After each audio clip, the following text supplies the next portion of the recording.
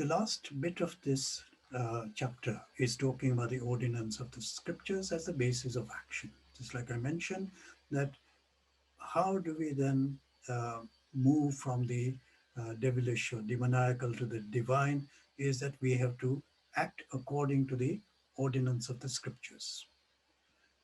And the scriptures, we need to have faith in the scriptures. And faith, of course, Adi Shankaracharya ji kind of defines in a different way. He says faith is a kind of very deep contemplation of the words of the masters and the scriptures so that they become firmly established in ourselves and there is no doubt or confusion in our mind. So let's think about what Bhagwan is saying here. These cruel haters, worst among men in the world, I hurl these evildoers forever into the wombs of the demons only. See how this cycle of birth and death, and it's not just about continuing what we are doing, but it is also about what have we done in this life, which is going to affect the next life. And Bhagwan has already talked to us that, if we are, and this was based on Arjuna's question, is that, yeah, you're talking about self-realization. Suppose I do a lot of work and I do abhyas and vairagya and I do a lot of tapas and sadhana. And then before my end of life, I don't achieve realization. What's going to happen to me in my next life? Bhagavan says if you have purified yourself, you can be born in a pious family. Or even better, if that purification has reached such a stage, you can be born in a family of yogis so that there is a head start. So it means that Bhagwan is saying that if you behave like this again and again, then you'll go into those kind of families or lives where this is expressed again and again in in the life of that person.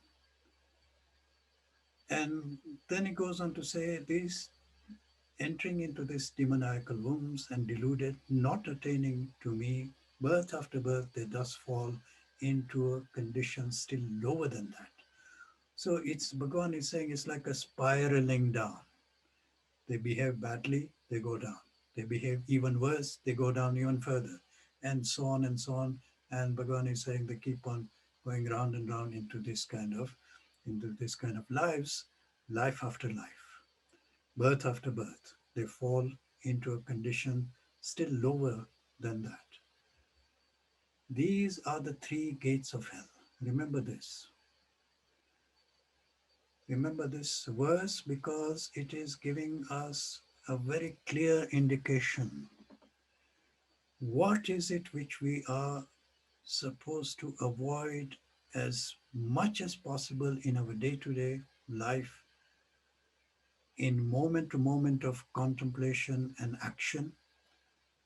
Three gates of hell, destructive of the self: lust, anger, and greed. When these things are expressing themselves in any way, we know that we are stepping into the wrong direction. We are stepping into the gates of hell because once this cycle starts of desire, expression of desire, attachment to the objects of desire, and this anger which arises because constantly I'm in a state of anxiety whether I'm going to get it or not. I get angry when something is there and I can't get it. And greed, I want more and more and more of these things. Now, it doesn't mean that it is something material. It could be anything in the world. Kanchan, Kamini, Kirti. It could be wealth. It could be passions which you are developing in yourself.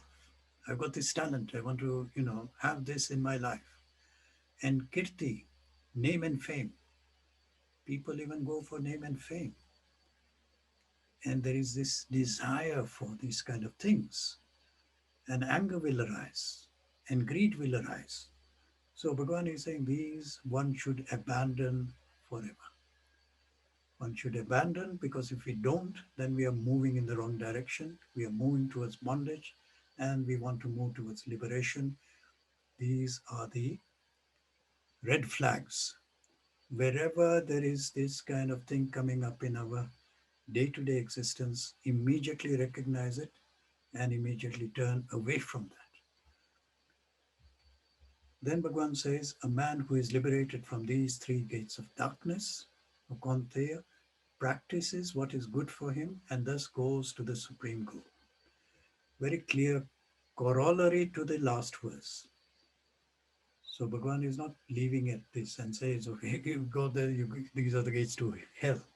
But Bhagwan says, if one is liberated from these ways of behaving in the world, okay, which means the um, kama, krodha, lobha, these things, if we turn away from there and we get liberated from these gates to darkness, he says that person goes to the supreme goal. Now, how do we understand this lust, greed, and anger? Is to say, what is it? How does it express itself? Is it expressing in my own life? What can I do about it? Which Bhagwan has already given to us, the method by which it is going to be done, and all the tools which we have to use, and the contemplation and meditation and concentration which is available to us in chapter number 6. All this have been given to us. So there's no excuse. Oh, I don't know how to deal with all these things. And then he says, he having cast aside ordinance of the scriptures, acts under the impulse of desire, attains neither perfection nor happiness nor the supreme goal. Again, very clear. Those having cast aside the ordinance of the scriptures. In other words, they are cast aside the dharma operating system, because the scriptures talk about dharma. They talk about the right action, the right thinking, the right feeling in the world. Set aside ordinance of the scripture. They act under the impulse of desire, ego operating system. So they have thrown away the dharma operating system. They are operating according to the ego operating system. They don't attain perfection. They don't get happiness, and they don't get the supreme goal, because that will not be available to them in this way in which they are living. So remember, this is really an important part of it, is to understand how the scriptures fit into this whole idea of liberation. It is essential that we understand what the scriptures are telling us. That's why we are studying these things, so that we know Bhagavad Gita is telling us what is right, what is wrong, and what are the qualities to cultivate and move towards that ultimate purpose of life, which is liberation. The supreme goal he's mentioning is indeed liberation, and he says we have to move towards that. And in order to do that, we have to go according to the Dharma operating system or the ordinance of the scriptures, away from the ego operating system. Therefore, he says finally, let the scriptures be your authority, nothing else, not the authorities of your own ego and your own mind, which says, oh, this is what is to be done. Scriptures are the authority in determining what ought to be done and what ought not to be done, what is right, what is wrong.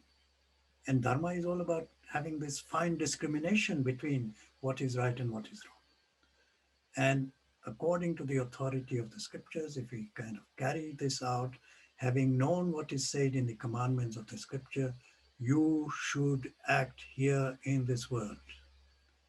Very direct commandment. Okay.